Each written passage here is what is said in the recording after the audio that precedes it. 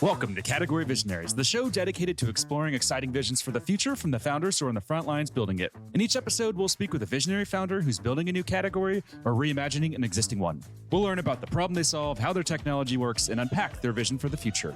I'm your host, Brett Stapper, CEO of Frontlines Media. Now let's dive right into today's episode.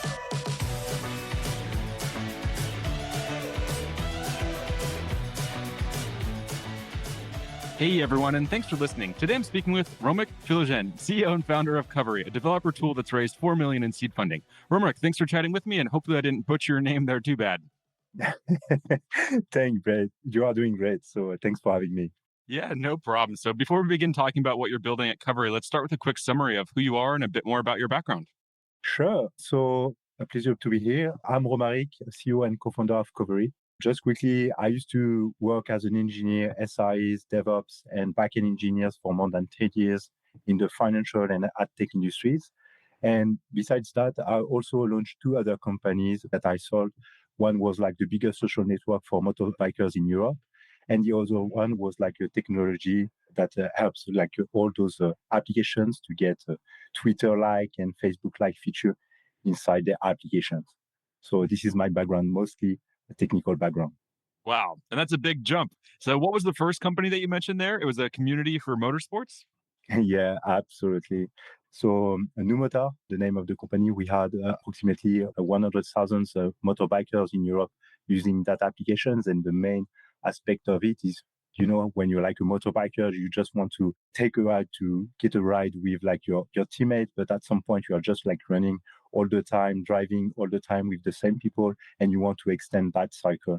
And the idea was just like at any point, anywhere, you can just meet new motorbikers and run with them. So that was the idea besides a new motor.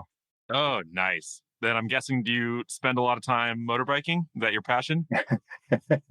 Yeah, there's two things in my life. Besides my family, obviously, computer, so programming, and motorbiking. So that was like the two passions. Nice. Very cool. Well, let's talk about what you're building today here with Qovery. So in simple terms, what do you do? Yeah, very simple. I don't know how technical you are, but the idea behind Qovery is to, the job of the developer is to help developers to deploy what we call deploying their application in the cloud. The job of the developer is to respond to business needs by using algorithms, building great applications that they do locally. But at some point, they need to deploy their application to put it live, to give access to anyone. And this action is saying like deploying.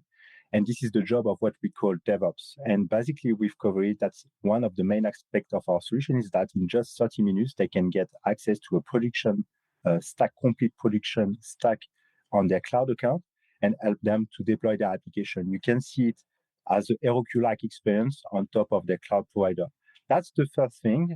Actually, it's not really what we do sell to our customers. It's something that is really important for the developer's perspective because we are working a lot on the developer experience.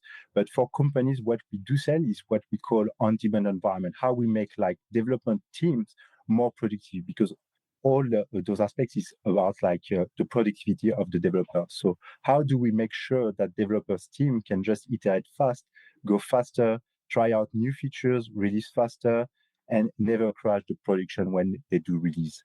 So yes, that's what we do for us. If I have to simplify that, is that we have just developers to ship their application in the cloud.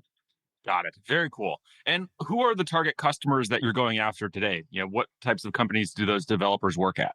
Yeah, it's a very good question because if you look at Qovery, you can think that it's something that could be like usable by anyone. But actually, we are really targeting SaaS companies, growing companies, and the companies that are using our product around the world. We have more than 30,000 developers using our platform all around the world. And those companies are like a fintech, insurtech, healthcare company, HR, even Web3 companies that are building great infrastructure with Qovery. So those companies are quite, I would say, cloud native way. The way that they build and ship applications are already containers. But what we do is that we extend also the ability of DevOps team just to ship faster and create ephemeral environment, on-demand environment, and all those things. Got it. And 30,000 developers, that's a lot. Is there a free tier that you're offering to get them using the product and they're upsold into a paying tier? Or what does that look like? Of course, you have to make it really accessible to those developers. They are not the ones that will pay for that product, obviously, but they will be the end user.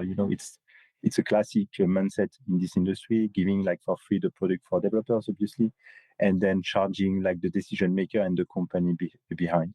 So that's the idea. We have a freemium version that they can use. There is no limitation. We have like one limitation is the number of deployments, but they can invite as many as they want, like your team members, start deploying their application. They can use it for free forever. But until that they reach the limit, they have to upgrade to the upper plan, which is the team plan. And the composition is the way that you pay that, it's per user basis, basically. Got it. And then who's that end decision maker typically, making the buying decision? Very good question. It really depends on the company. Sometimes we'll have the CTOs directly. So if the company is quite small, then the CTO is really involved into all the technical decision, I would say. He has like the hat of the architect, I would say. If this company is growing, and that's the one that we are targeting, all those companies that have probably around like 20 to 30 developers minimum in their teams, then we'll start talking to the DevOps, lead DevOps, even like VP engineering, those people, even in sometimes like CTOs. And once we go upper, so because we are targeting not only mid-sized company, but also enterprise, and that's something that we are developing a lot today, we are starting to talk to obviously all the DevOps and infrastructure guys, SREs, but also QA directors and all of those people that are in charge of just improving the process, the test and release process for the development team inside. So it really depends on the size of the company, the maturity, and all those things, basically. Got it. That makes a lot of sense. And I know that, developer tool funding has just been booming over the last couple of years. I feel like every day you go online, you read about, another mega funding round for a developer tool.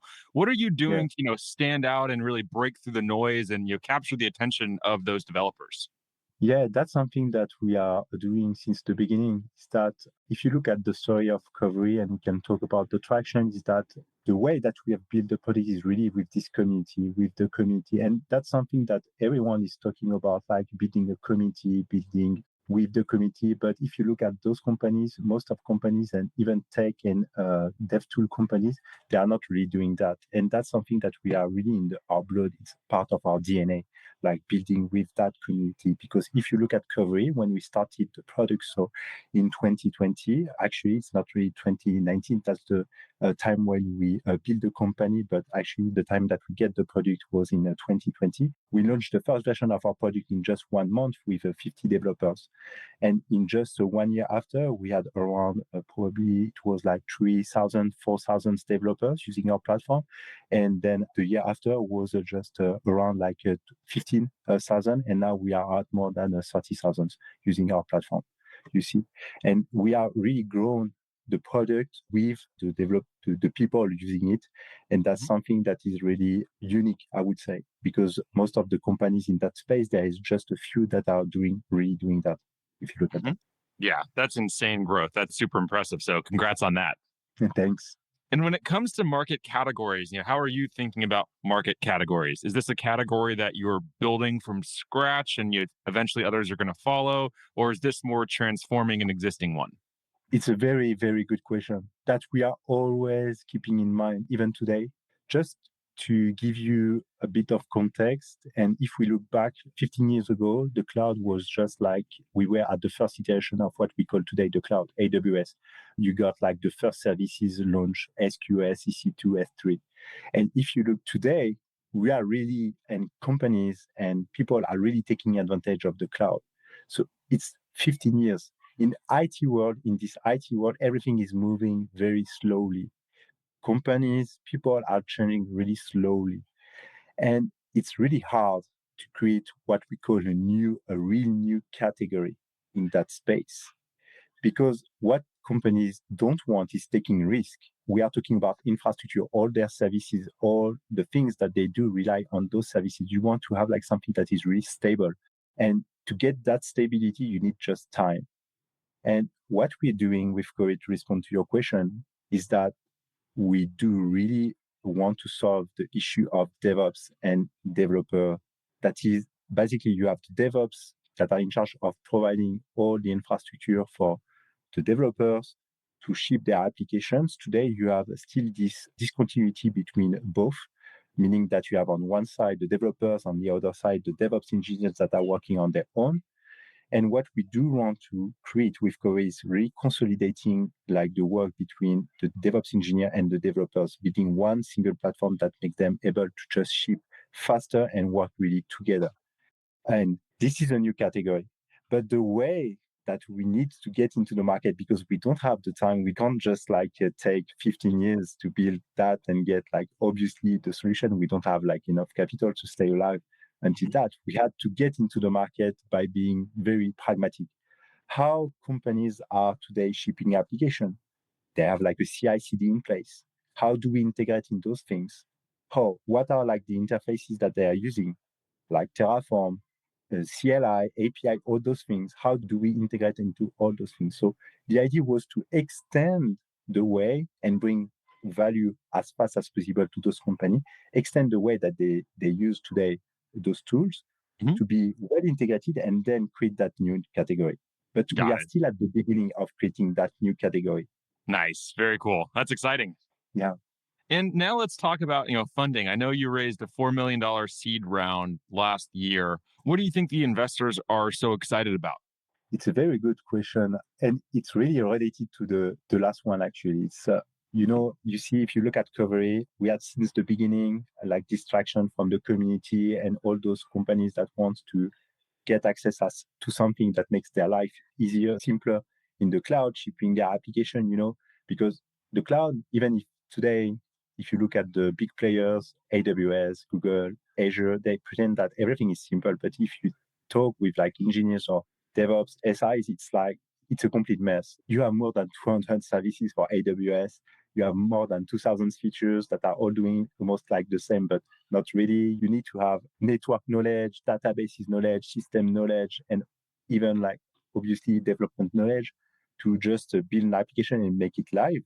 This is really insane. You need to have tons of qualification just to put an application live. And what we try to do is that we try to solve that issue that is, hey, listen, your company, you have to bring a business value to your customers. Just focus on what makes you unique, and then just let us the part of the infrastructure. Actually, it's not really that, because we do work a lot with DevOps engineer and SIs, okay? But that's basically what they understand when they are a decision maker, and it's pretty good. What makes those investors really excited about what we're doing is that what we're solving is a massive issue. It's a massive issue. And I told you, we have more than 30,000 developers in more than 100 countries. It's a massive, massive issue. There is no border. All the companies around the world, and today we are only targeting SaaS companies, but tomorrow we'll target even companies coming from all the industries. And that's massive. It's a massive market, just a massive market. And there's so much things to do. Today, we are just at the beginning of all of that. Today, the cloud market is still greenfield market. It's crazy. It's crazy. Very cool. Okay, I can hear the passion in your voice, so that's always exciting to hear. If we zoom out into the future here, what do you think the company will look like 5 years from today? It's a very good question, because I don't really know. But what I do know, I can't tell you exactly what the company would look like in 5 years. But what I can tell you is that we're really dedicated to solve that issue, solving the issue of DevOps engineers, developers working together. And today you have a silo in companies. They are not working together. And that's what makes a company moving very slowly, not being able to ship faster and build new category of services. And that's really something that we want to tackle and solve in the future. So I don't know exactly what Qovery would look like in 5 years, but trust me, it will solve that issue. Amazing. Well, unfortunately, that's all we're going to have time for today. But before we wrap up, if people want to follow along with your journey, where's the best place for them to go? Twitter, LinkedIn. We have a super blog that we are super active. So just add me on LinkedIn, add me on Twitter, and then you will be able to follow me. So amazing. Well, thanks so much for your time, and look forward to see you execute on this vision and solve this problem. So best of luck, and let's keep in touch. Yeah, thank you, Brett. Thank you. Bye.